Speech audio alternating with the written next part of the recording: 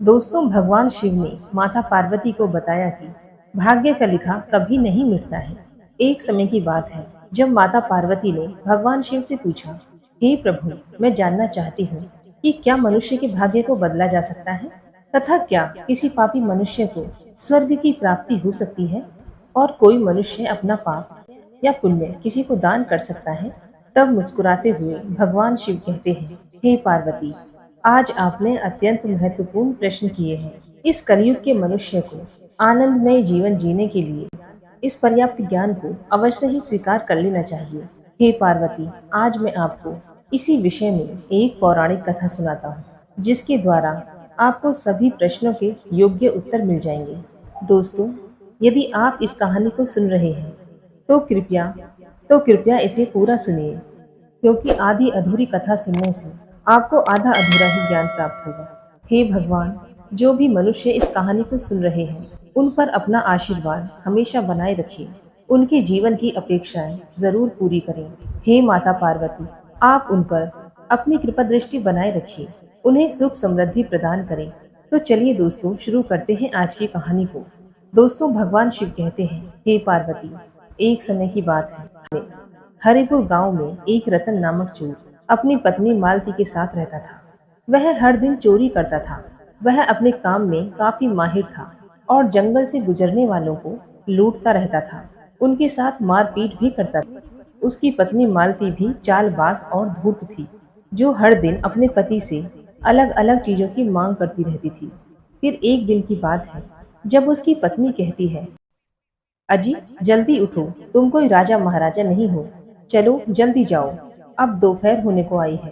तुमने मुझसे वादा किया था कि तुम मुझे हीरो से जड़ित हार ला दोगी और अभी तक तुम्हें कुछ नहीं मिला है। तुम कब जाओगे? जल्दी जाओ, अगर दोपहर हो गई तो कोई नहीं आएगा। तुम्हें चोरी करते हुए 3 दिन हो गए हैं। तब रतन कहता है, अरे भाग्यवान, रोज रोज चोरी लूटपाट करना खतरे से खाली नहीं है। अरे जा रहा हूँ, अभी 3 दिन ही तो हुए हैं और चोरी से तुम्हारा क्या मतलब है? हमें जल्दबाजी नहीं करनी चाहिए। पिछली बार लोग हमारी चोरी के बारे में जान गए थे और पास आने से डरने लगे थे। कुछ समय बाद लोग वापस आएंगे और घटना को भूल ही जाएंगे। ये सब देखकर ही चोरी करनी पड़ती है। मैंने आज कहा कि जाऊंगा तो मैं जरूर जाऊंगा। अब तो मुझे भोजन साथ में बांध कर दे दो। इतना कहकर रतन चोरी करने के लिए जंगल में चला गया और एक पेड़ पर बैठकर लोगों का इंतजार करने लगा।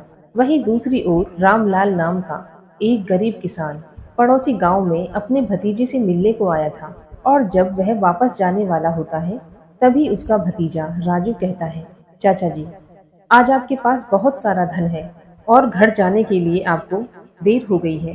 तब रामलाल कहता है, हाँ बेटा, साहूकार कहीं गए हुए थे, इसीलिए मुझे भी देर हो गई।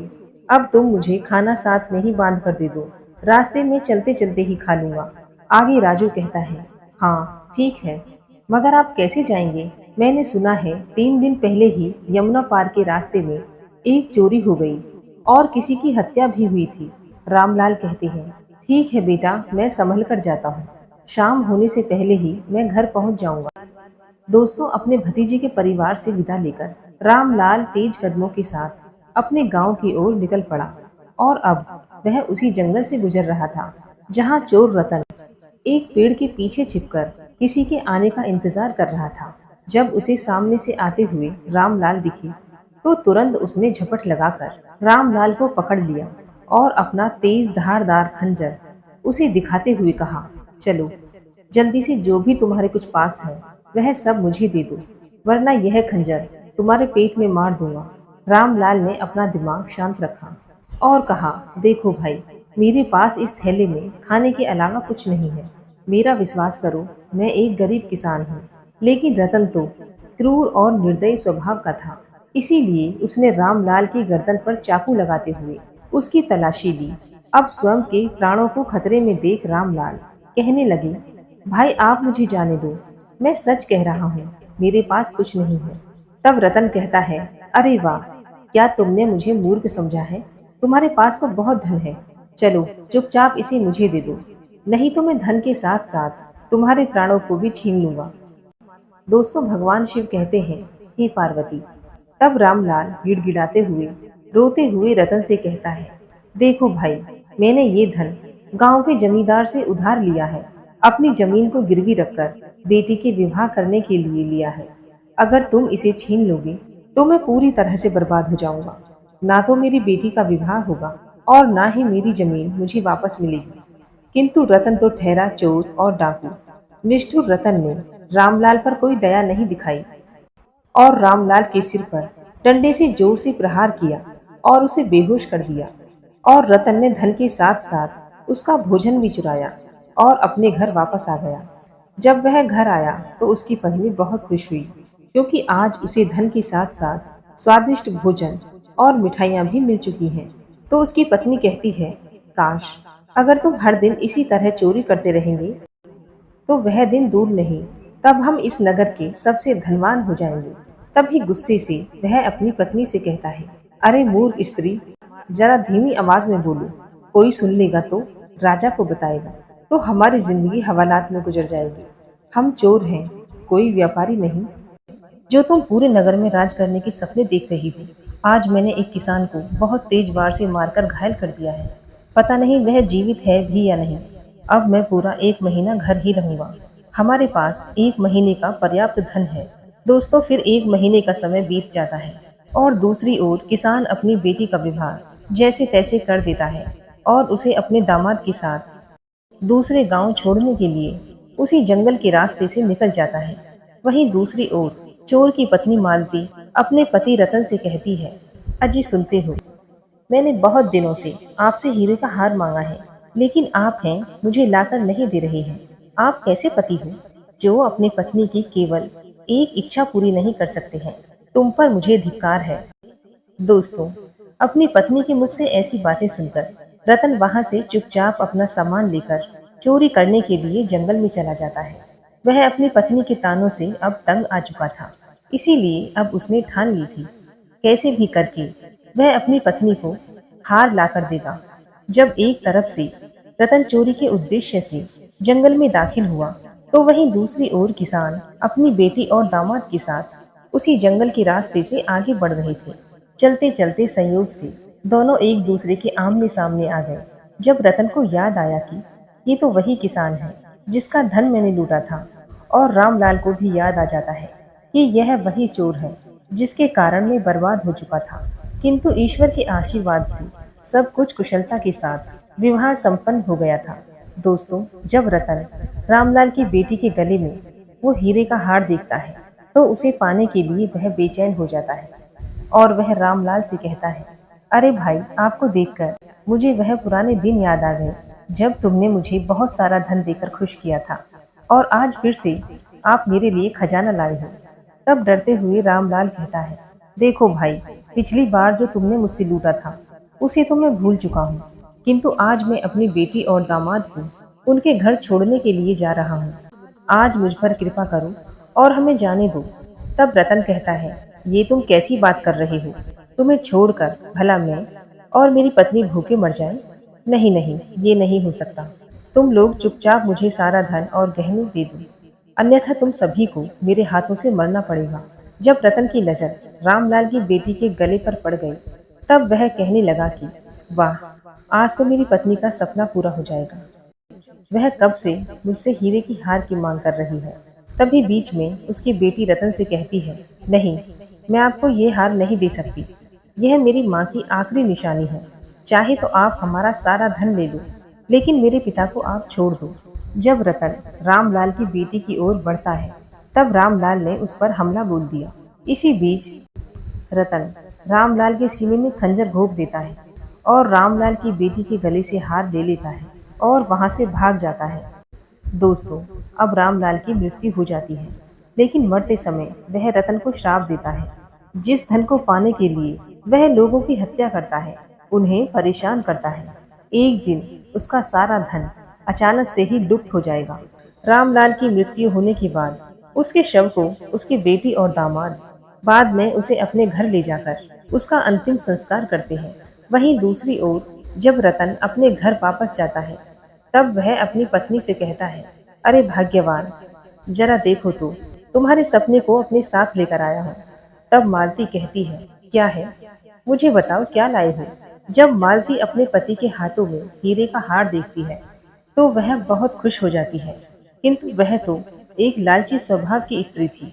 उसे तो बहुत बड़ा हार चाहिए था।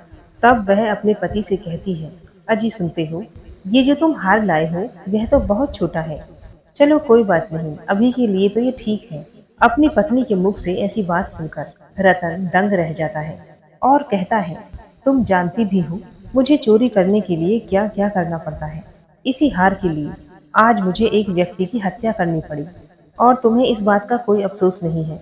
दोस्तों, भगवान शिव कहते हैं, हे पार्वती, जब वे पति पत्नी चोरी के धन के बारे में चर्चा कर रहे होते हैं, तभी एक साधु उनके द्वार पर आते हैं और कहते हैं, भिक्षाम देही, भिक्षाम देही। तब मालती घर में से जोर से चिल्लाती हुई आती है और कहती है, अरे आ रही हूँ मैं, थोड़ा तो धीरज रखा करो। ये लोग भी ना, एक तो मुफ्त की भीख मांगते हैं और इन्हें धान्य परोसने का शब्द तक नहीं होता है। पता नहीं इन्हें किस बात की जल्दी होती है। इतना सुनकर वह साधु भी मन ही मन दुखी हो जाते हैं। वह साधु और कोई नहीं थे, बल्कि स्वयं देवर्षि नारद थे, जो उन्हें अपने पाप कर्मों को रोकने हेतु उनका मार्गदर्शन करने के लिए आए थे। जैसे ही मालती अपने दान का पात्र लिए उस साधु के पास आती है, तो उन्हें दान देने से पहले ही कह देती है, हे साधु महाराज, मैं बहुत दिनों से पुत्र प्राप्ति की कामना कर रही हूँ। अगर आप मुझे आशीर्वाद देंगे तो ही मैं दान करूंगी। तब देवर्षि नारद मुस्कुराते हुए कहते हैं, हे देवी, पुत्र आपको अवश्य प्राप्त होगा, किंतु आपके भाग्य में विधाता ने और ही कुछ लिख रखा है। उसी समय रतन द्वार पर आता है। अपनी पत्नी और साधु के बीच की बातों को सुनकर वह कहता है, महाराज, आप हमें भाग्य, पुण्य और पाप की बात ना कहें तो अच्छा होगा।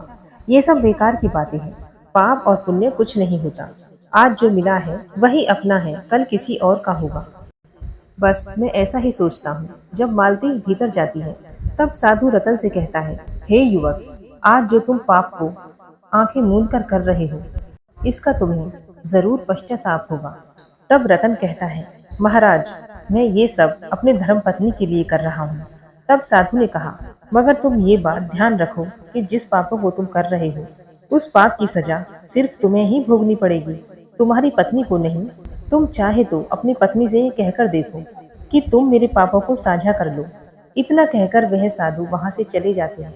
साधु की बातों को सुनकर रतन अब अचरज में पड़ जाता है और रात में अपनी पत्नी से कहता है, भाग्यवान, यदि मैं तुम्हें कुछ देना चाहूँ तो तुम बिना कुछ सोचे समझे स्वीकार करोगी। तब मालती कहती है, मैं कुछ समझी नहीं, और आप जो कहना चाहते हैं वह साफ साफ बताओ। तब रतन कहता है, हे मालती, मैं साधु के कहे अनुसार मैं अपने पापों को तुमसे साझा करना चाहता हूँ। तब क्रोध में आकर मालती कहती है, भला मैं तुम्हारे पापों को क्यों साझा करूं? मैंने जीते जी आपके साथ रहकर नरक ही भोगा है और बाद में मुझे नरक की यातनाएं नहीं भोगनी है। सभी पाप तुमने ही किए हैं और उनमें से आधा पाप मेरे साथ साझा करना चाहते हो। यह नहीं हो सकता। मुझे वो पाप नहीं चाहिए। मैं नरक में नहीं जाऊंगी। अपनी पत्नी के मुख से यह बात सुनकर रत्न का मन परिवर्तित हो जाता है और वह अपनी चोरी का काम छोड़कर खेती में काम करने लगता है। दोस्तों, अब धीरे धीरे समय बीतता गया और रामलाल के श्राप के कारण 1 वर्ष के बाद मालती गर्भवती हो जाती है।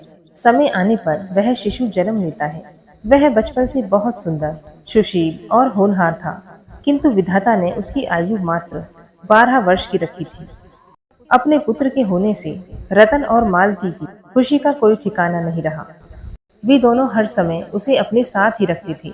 उसे किसी भी चीज की कोई कमी होने नहीं दी थी।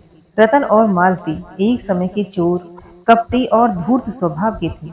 अब वे दोनों अपने बेटे की ममता में पूरी तरह से पागल हो गए थे। अपने बेटे के बिना ना तो उन्हें अन्न का स्वाद अच्छा लगता और ना ही उसके बिना उन्हें नींद आती। माँ बाप उसे देखकर भूख प्यास भूल जाते। धीरे धीरे बालक बड़ा होता गया। वह बालक इतना प्यारा था, वह माँ बाप उसके बिना एक पल भी नहीं रह पाते थे। जब 12 वर्ष की आयु को प्राप्त हुआ, तो विधाता की विडंबना के चलते उसके काल में जब वह बालक खेत में खेल रहा था, तभी अचानक उसे एक सर्प ने काटा और उसकी मृत्यु हो जाती है। विधाता ने अब रतन और उसकी पत्नी की खुशी छीन ली थी। जिस दिन बालक मृत्यु को प्राप्त हुआ था, उसके साथ माँ बाप के आंसू रुकने का नाम नहीं ले रहे थे। दोनों ने खाना पीना छोड़ दिया और दिन रात दोनों छाती पीटते हुए कहते, पत्थर दिल यम ने हमें जीते जी मार दिया। अगर सुबह शाम उसे खूंटा जाए तो उसे कैसा लगेगा। यह कहकर रतन मालती रोज सिर पटकते हुए रोते। इस तरह अनहोनी को देख रतन और मालती पूरी तरह से टूट जाते हैं। अब उनके जीवन का सहारा उनसे छिन चुका था। वह दिन रात अपने पुत्र की याद में खून के आंसू बहाते थे।